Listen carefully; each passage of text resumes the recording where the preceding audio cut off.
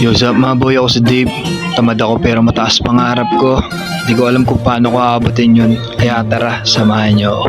So yung guys, 7 AM nagising na ako. Hindi ko alam kung bakit ang aga ko nagising. Kagabi kasi 4 AM na siguro ako nakatulog. Mga ganun. May mga iniisip kasi akong bagay. Kaya siguro di ako makatulog na. Ganun ba yung boy? Try ka. So yung guys, pagising ko, hinanap ko agad yung toothbrush ko. Nandun lang pala sa damitan ko. Ayan, kitang-kita naman sa mukha ko, nakakagising ko lang.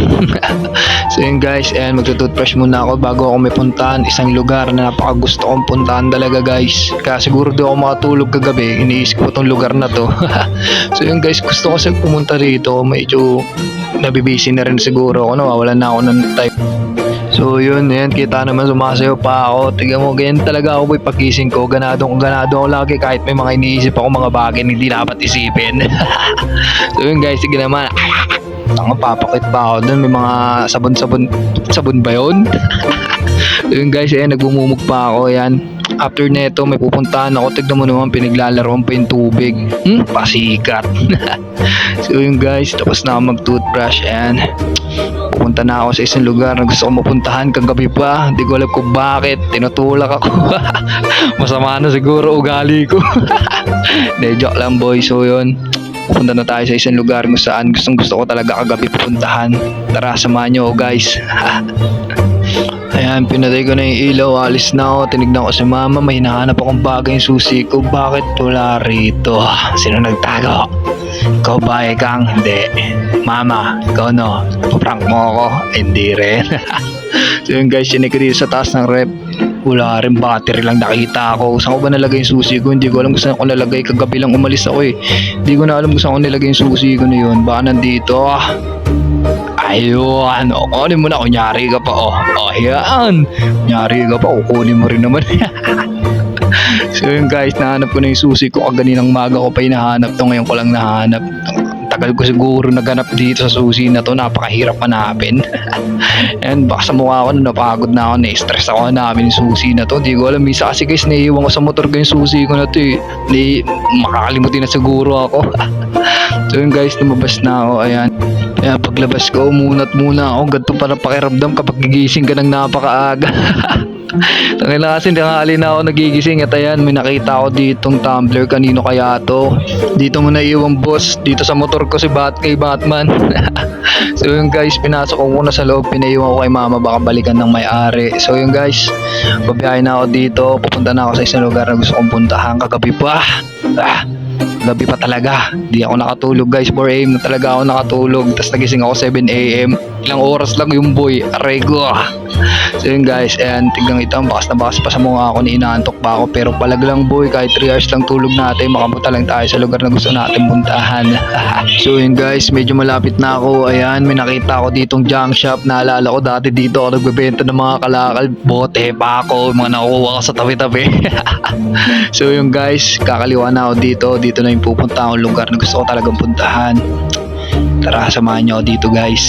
At yan, malapit na tayo guys. Ito na yung gusto kong puntahan guys. Yung simbahan ng muling pagkabuhay guys. Di ko alam kung bakit tinutulak na ako dito.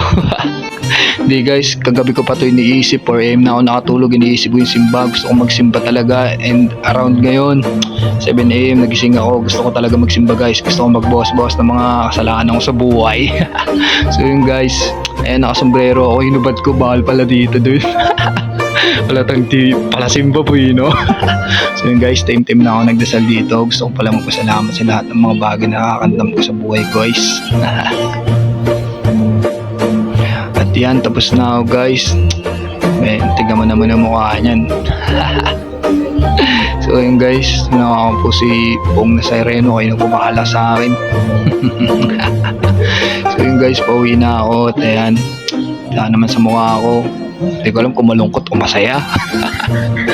And guys, uwi na ako. Then, tara, samahan nyo ako sa biyahe ko to. So yun guys, ayan, bababa na ako at pauwi na ako sa mga oras na to. Kitaan nyo naman yung mukha nyo, wala nang leeg, no? Kain ka kasi ng kain. Ayan, babiyahe na ako, pauwi na ako. Hindi naman mukha nyo, no? Ang hirap pala boy mag-camera talaga kapag solo ka lang talaga, kapag nagmamaneho. Alam mo lang talaga. At ayan, may tinga-tinga pa ako konti sa gilagid. Ayan, nakauwi na ako sa bahay guys. Na may mukha ako, inaantok-antok pa pero palag-palag lang talaga para sa buhay. Ayun guys, ayun na, nakauwi na ako. Medyo pagod, medyo antok, pero okay lang, mapapasayaw pa rin ako sa saya dahil napuntahan ko yung lugar na gusto kong puntahan, boy. So yun guys, sumasayaw-sayaw ako. Makikita nyo, 1, 2, 3, 2 join ka sa akin par. Kala mo, paano? So yun guys, breakfast muna ako sa oras na to, pansit canton. Papasayaw ka talaga. Sarap niyang boy, tas Nescafe. Hindi ko nalab yung coffee ko blanca boy. Wala kasi ako nabili. So yun guys, Nescafe muna yung inumin natin. Yun, player ka pala eh. With the buns. At yan, ito na naman yung baso na nakapagpangiti sa akin na araw-araw. Hindi ko alam kung bakit talaga nilabas si mama to, nakaka-bad trip. Pero okay lang, napapatawa naman ako araw-araw. At yan, in-open ko na yung pansit canton. Nagpakulo na rin ako guys. Ayan, nadali ko na. Sarap ang amoy ng kape. So yun guys, yung pansit canton, nilagyan ko lang tubig mainit. Napasupa-supa ako na napakainit talaga. At ayan, gumaganyan-ganyan ako. Kala mo talaga, may tiktoker ka boy. So yun, may narinig ako sound trip. Ito, sound owns boy.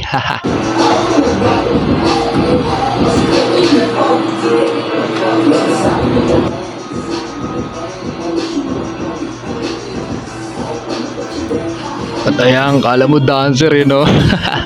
Ano ka boy? Group mo, DDL? Alam mo ba yung DDL? Dancer-danceran lang. So yun guys, ito na yung pansit canton. Napakasarap na ito boy. Yan, machig pa ako sa mga oras na yun eh. Ba't kasi inamoy-amoy yung boy? Baho-bahon, makakaching ka talaga dun. Yan, first bite. Napakasarap talaga na itong pansit canton na to. Baka naman, joke lang guys. So yun, ito na, tapos na ako ng bells pansit canton, tsaka yung kape nandito na. Ayan, magbe-breakfast na ako. After na ito, siguro matutulog ako. So yun guys, binuksan ko yung balsa, laglag pa. Ayan guys, ito na pinalaman ko yung pansit canton.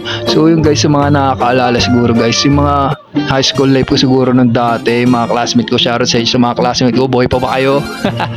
So yun guys, yung high school kasi guys, kapag may mga activity kaming gagawin o kaya sa mga bahay na pupunta namin, mostly ito yung kinakain namin, merienda namin. Kumbaga ito kasi budget meal talaga di ba? Buns lang, pansit canton, okay na yun boy. Yun, tumayo na ako guys, medyo naubo pa ako. Siguro may nakaalala sa akin sino yung kakalpang ulo mo boy. Hindi, joke lang boy. So yun, hanggang dito na lang yung video. Maraming salamat sa suporta mga boy, love you. Mwah.